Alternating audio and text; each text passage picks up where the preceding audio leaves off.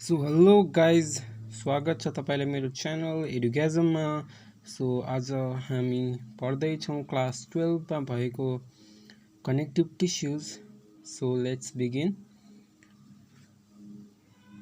Connective tissues भनेको के हो त? जस्तो हाम्रो बडीमा एउटा यस्तो टिस्यु हुन्छ जसले अरू टिस्यु जस्तो एपिथेलियल टिस्यु भयो, मस्कुलर टिस्युजहरू भयो, नर्भस टिस्युजहरू भयो, तिनीहरूलाई कनेक्ट गर्ने काम गर्छ कि अरू टिस्युहरूलाई जसले कनेक्ट गर्छ अथवा जोड्ने काम गर्छ त्यसलाई भन्छ connective tissues.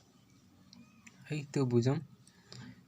Connective tissues are the tissues that connect the different organs of the body and make the body frame strong, flexible and supportive.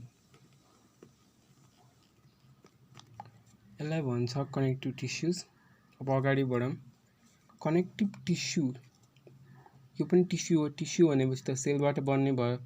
अब कनेक्टिभ टिस्युको कम्पोनेन्ट्सहरू के हुन्छ? कम्पोनेन्ट्सहरू हेर्दाखेरि चाहिने यसमा हुन्छ सेल्स त जुनसुकै टिस्युमा भइहाल्ने भयो। अनि फाइबर, यो टिस्युमा चाहिने फाइबर पनि हुन्छ। फाइबर भनेको के म अहिले भन्छु। र अर्को हुन्छ म्याट्रिक्स त अब सेलमा हुने नै भयो हैन। इन्टरसेलुलर स्पेसमा अब केही फ्लुइड फिल्ड स्पेस हुन्छ जसलाई म्याट्रिक्स भन्छ। फर्स्टमा कुरा गरौँ सेल्सहरूको। सेल्स भनेको चाहिने लिभिङ कम्पोनेन्ट हो।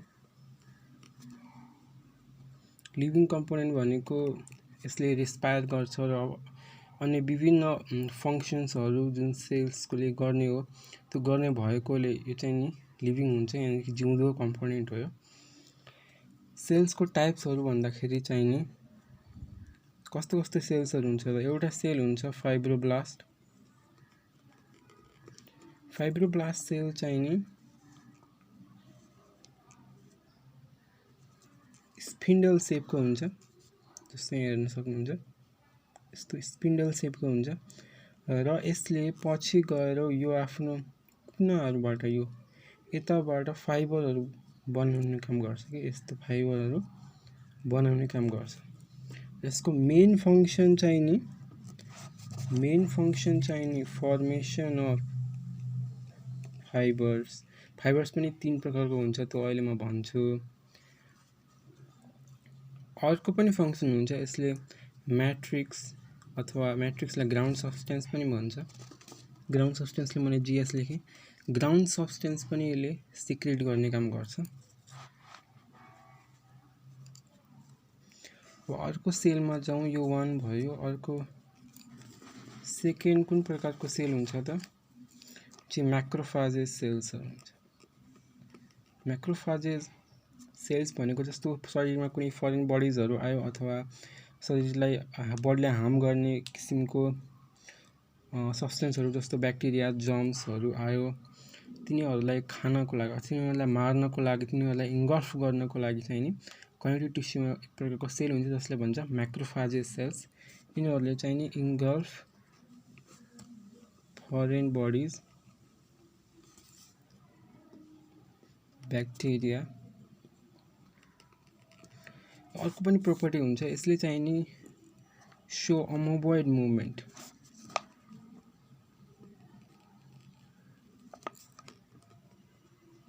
अमिबा भनेको तपाईलाई थाहा छ होला, यस्तो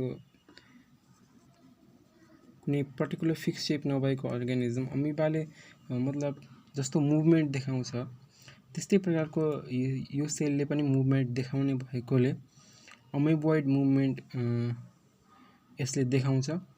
अमिबोइड मुभमेन्ट देखाएर यसले आफ्नो कामहरू गर्ने काम गर्छ र यसले फरेन बडिजहरूलाई इन्गल्फ गर्ने भएकोले यसलाई फागोसाइटिक सेल्स पनि भन्छ। Phagocytic cells. फागोसाइटिकको लिटरल मिनिङ हुन्छ खाने।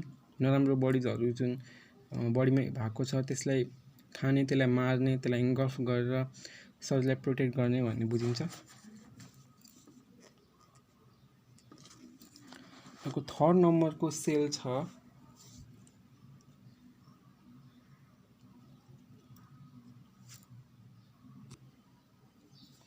त्यसैगरी थर्ड नम्बरको सेल छ हाम्रो mast cells.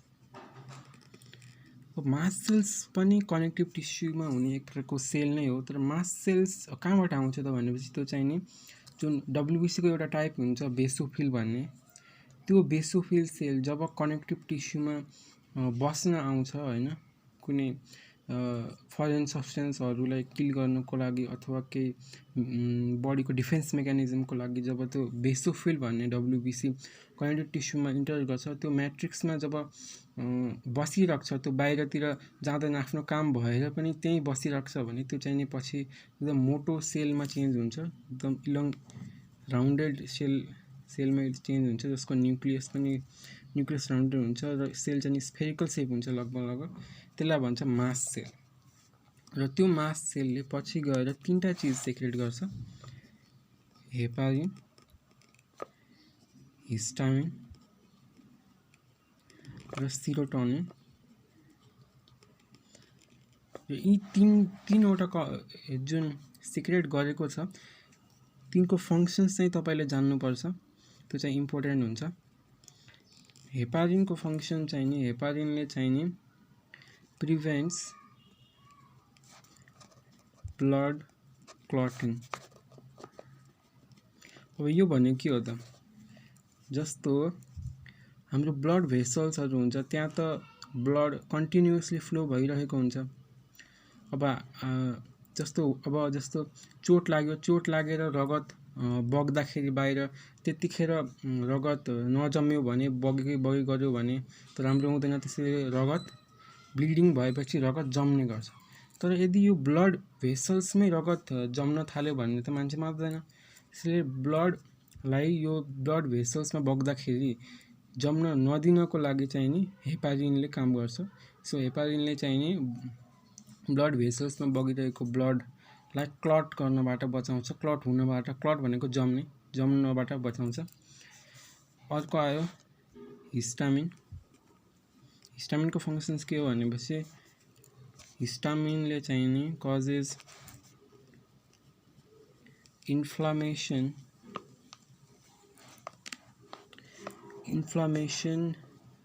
and dilates blood vessels।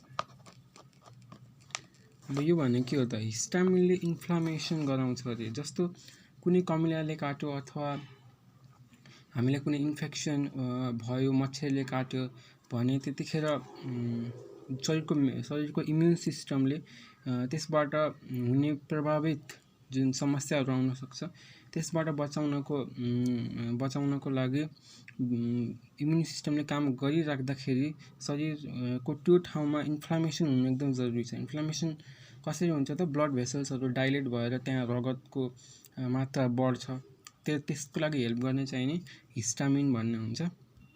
हिस्टामिनको अर्को फङ्क्सन के अरे, डाइलेट्स द ब्लड भेसल्स। अर्को हेरौँ सेरोटोनिन।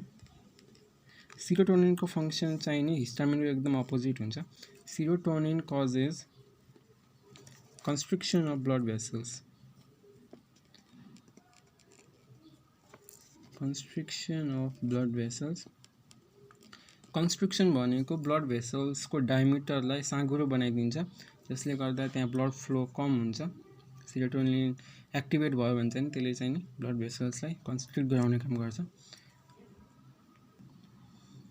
ओके, सो आज हामी लास्ट सेल जुन कनेक्टिभ टिस्युमा हुन्छ त्यो हो प्लाज्मा सेल। प्लाज्मा सेल बाहेक अरू पनि सेलहरू हुन्छ, त्यो चाहिँ नि हामी यसमा डिस्कस गर्दैनौँ, इम्पोर्टेन्ट कुरा सेल्सहरू मात्रै डिस्कस गर्छौँ। प्लाज्मा सेलको सेप चाहिँ नि कार्ट व्हील सेप हुन्छ, यो चाहिँ याद गर्नु होला, इम्पोर्टेन्ट छ। कार्ट व्हील सेलको सेप हुन्छ यसको, र यो चाहिँ नि बिटा लिम्फोसाइट्स सेल्सहरू हुन्छ। बिटा लिम्फोसाइट्स भनेको एक प्रकारको डब्ल्युबिसी हो। यसको एकदम धेरै डिभिजन भयो भने यसको डिभिजनबाट प्लाज्मा सेल बन्ने हो के। र मेनली प्लाज्मा सेल कतिखेर बन्छ त, कतिखेर बिटा लिम्फोसाइट्सको डिभिजन भएर प्लाज्मा सेल बन्छ भनेपछि जब शरीरलाई इम्युनिटी चाहिएको हुन्छ, जब बडीमा कुनै एक्सटर्नल एजेन्टले हमला गर्यो अथवा कुनै डिजिज फ्याक्टरले अट्याक गर्यो अथवा एन्टिजेन भनेको डिजिज कजिङ कम्पोनेन्टले अट्याक गर्यो भने त्यतिखेर इम्युनिटी चाहियो। इम्युनिटीको लागि एन्टिबडी प्रड्युस गर्नु पर्यो, एन्टिबडी प्रड्युस गर्नुको लागि प्लाज्मा सेल चाहिन्छ। त्यसैले प्लाज्मा सेलको फङ्सन्स चाहिने प्रोडक्सन अफ एन्टिबडी भएकोले यसको प्रोडक्सन डिफेन्स मेकानिजमको लागि इम्पोर्टेन्ट हुन्छ। Production of antibody